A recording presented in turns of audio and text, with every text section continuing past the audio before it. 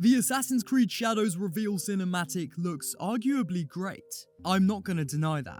And when Shadows comes out, it may be an AC game that rivals even the best in the franchise. But right now, I'm worried. All you have to do is take a look at the last two games Ubisoft Quebec made, Syndicate and Odyssey. Pair that up with Ubisoft's tendency to deliver a more pay-to-win model in their games, and their shoddy narrative writing of late, and you're left with a whole lot of doubt that Ubisoft can pull off a good game, to say the very least. But as you know, we don't just do the very least around here. So sit back and prepare for me to go on a 10-minute rant about Assassin's Creed Shadows. This video comes from what was originally a Patreon exclusive, now edited and repurposed for YouTube. My Patreon is no longer a thing, but if you want to support me, I'll be announcing a way for you to do that in the coming months. Okay, enjoy my rant. We know the game's meant to be coming out this year, 2024, at the end of the year. Will it?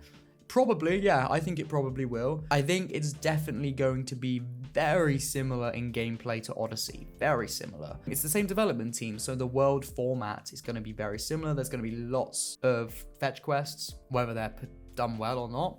We'll see. We'll see. I think, I hope the parkour is a new mechanic. I hope they completely revamp that mechanic. They have to. They cannot keep the same Origins, Odyssey, Valhalla parkour sort of system. They just can't, because it's not good. It's objectively bad. If you play the last three games, you get a lack of control of where you want to go, which direction you want to go. Even with the new back ejecting update they brought to Mirage, it still doesn't work properly. I've seen it. They've just got to revamp it. They've got to give you that level of precise and accurate back ejecting left, right, up, down. You need to grab each handhold like it was in the older games, and they can do that and still make it look nice and flashy. They can. It's a video game. They can make it work. I think there'll be loads of complaints and loads of issue if they just don't change the parkour. Like, they have to. It has to look different. It has to feel different. It has to look and feel better. And it has to have a perfect mix between unity, because that's what people want, you know, they want unity parkour. Okay, refine that, then make it better, and then mix that with Assassin's Creed, you know, the older games where you had way more control. Make a perfect blend of those. You have to do that. This is meant to be the first, I say next gen, but the first game that's on this current gen that isn't on the older console. So this has to be a step up, as well as with graphics and engine. It has to look the part.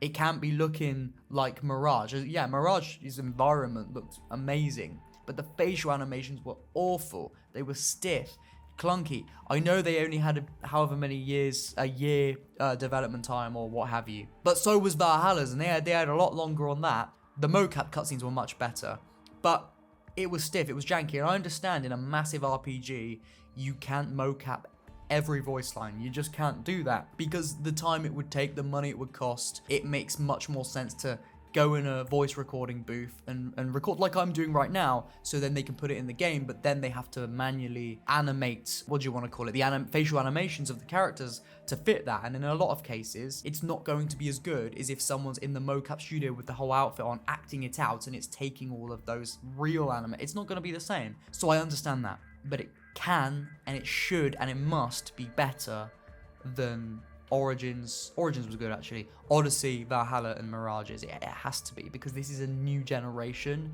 We have to see a step up. It's just the way it's got to be. And if it isn't, like, what are you doing?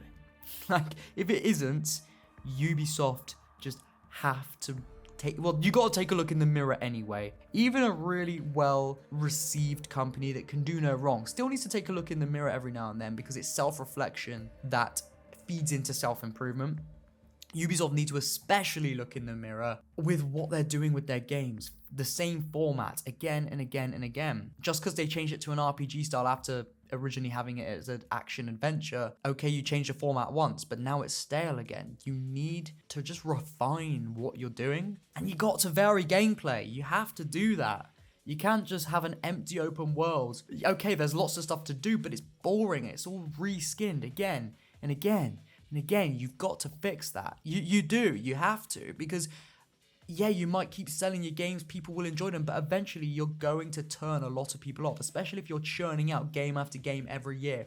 If you keep that exact same format, you'll bring in new people that enjoy it, but next year they're going to be bored because it's the same. And next year they're going to be bored because it's the same. And there will be a few sideliners, the minority that love the same again and again, and that's just why they play games, because they love a checklist to check off, and that's fair enough. Some will love that. But I feel personally that the majority aren't gonna vibe with that for too much longer. You've been doing it for not 10 years, but close to goddamn 10 years at this point. You've got to try and make your games more intuitive, more creative. Give your developers more liberties to go out and do things that they want to do. Video game developers are naturally creative people. They will have naturally creative ideas.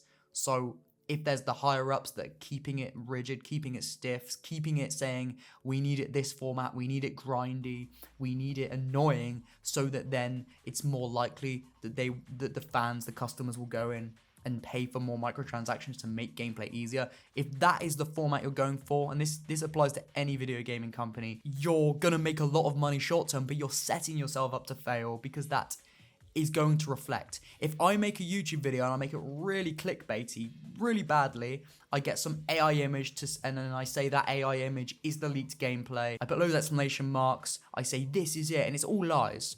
I'm gonna get so many views on that video. Probably gonna get like 50k views. It's gonna be crazy, but I'm gonna get so much hate. People are gonna get so pissed off. They're not gonna have a good experience with the content I've put out, and they're not gonna stick around. Yeah, I'll make a ton of money quick with ad revenue on that, but they're not gonna stick around. And in the long run, I'm gonna make way less money. I'm probably gonna lose subscribers. It's just not gonna pan out in the long run. You can't look at your business short term for too long. You have to look at it in the long run. A lot of this stuff is my opinion. By the way, I'm just saying, you know, for whatever purposes, if Ubisoft see this and go, what the hell? This is my pure opinion, you know? I'm just a dumbass. I'm just on the internet just yapping, so don't take it too seriously, but they have to step it up. Will they? I don't know, because they make so much money every year. But it's like, you've lost me. You've lost me. I am the prime example of losing someone. You know when they say there must be life out there in space, because then people say, where's the evidence? And I say, well, I don't say it. People say, we're the evidence. We are alive. We're on a planet, so we are the evidence. It's like that in a way, in a weird way, because I'm weird analogies and that. I love those. I am the prime example of the customers that you will lose on the masses, because I love this series. I still love it. I love the older games. But I don't love the newer games, because there's so many better games out there that I can play. Starfield, The Witcher 3, you know, older games. KOTOR, okay, really old game, but I can still go back and play those because they're so good, and they boast replayability every single time. Your games are not replayable because they're just a checklist, and there's no emotion to the story. There's no drive to level up and get cool things, because you can just buy them in the microtransaction store. So why would I go back and play those games?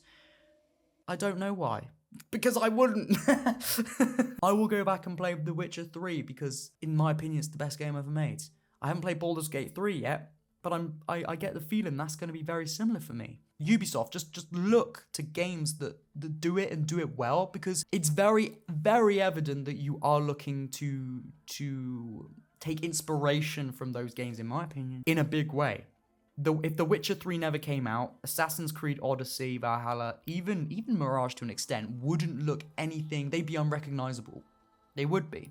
Because The Witcher 3 paved the way for so many RPGs since it came out. It's clear to me, Ubisoft are taking big inspiration from these big RPGs because they're so successful. But you've got to look at why they're so successful. Not because they give you dialogue choices, not for the pure reason they give you dialogue choices, but why they give you dialogue choices, because it feeds into the narrative, it builds character development, it builds the world, and it leaves a lasting feeling and emotion on you as the player. You have an experience. You don't just mash buttons to kill some time. If you want to do that, play Call of Duty multiplayer, play some Fortnite, and that's fine. But you can't make a game that's supposedly got a great story, got these RPG mechanics, but then not have the soul that the games you're copying do have. It's fine to take inspiration, But you've got to look at the heart and soul of those games and understand why they've done these things, why they've taken the liberties that they did to make the game in the way they did. And then you've got to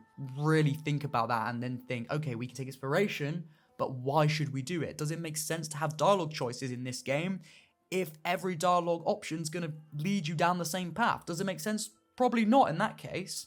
That's my main advice, and that's probably the last advice I'd give for Ubisoft as a company.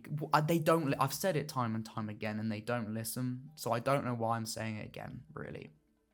But I've never said it with that much rage and emotion. Not really much rage, just a bit of emotion, because I'm very passionate about this series. I've played it since I was goddamn 7 years old, or 6 years old, and I'm now 23 years old. So I've been playing it the majority of my life, and to say I love the series is an understatement. It left an everlasting impact on me, and now I'm making YouTube videos of it and getting paid for it. It's a job for me. I never knew I'd get money for talking about a game series that I love when I was younger, but I do because I love the series and I had things I wanted to say. Where am I going with that? Those games resonated with me to the deepest core because of the impact they had, the weight the story had, the personalities the characters had, the antagonists as well, and the side characters, the beauty of the world, but also all the things I could do within the world. Yeah, okay, not anywhere near as much in the older games compared to the newer games, but what it did had substance, something the newer games lack. This is for any game in the AC series coming out in the future, from 2024 onwards. If you want to make a good game that lasts a long time, doesn't just make you tons of money in the initial release, but makes you tons of money for years to come. If you want to do that, the DNA is all around you. It's literally in your older games. It's in AC1 to Revelations as prime examples for Assassin's Creed narrative. What made AC the narrative it did? It's in the DNA of those games. Just really take a look back. Maybe speak to some of the developers that really worked on it. Speak to Darby. He's a great writer and he gets it. Speak to the original writer of AC1. You know, speak to those original developers that worked on those games if they're not working with you anymore. If you're a new team, do what you have to do to make a game. And then, as I said, you can take inspiration from games like The Witcher 3 or Ghost of Tsushima, being a newer example, and maybe even Baldur's Gate, because you do love taking inspiration from these big RPGs. You can do that. Again, just understand why they've done what they've done and don't just rip it off, in my opinion, just because it's what looks good, it's what sells. Do it if it makes sense. Don't do it if it doesn't make sense. That's my thoughts on that. Yeah, leave it there, shall we? Yeah, alright. Love you.